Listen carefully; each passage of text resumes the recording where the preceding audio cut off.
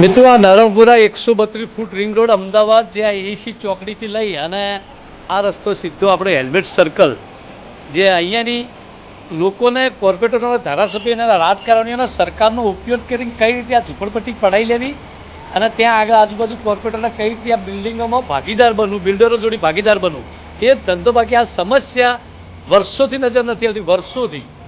તમે ગમે ત્યારે તો અહીંયા ખબર લેવા હજુ સુધીના આગળના વિડીયો બધા ચાલુ વરસાદના તમને મોકલીશ.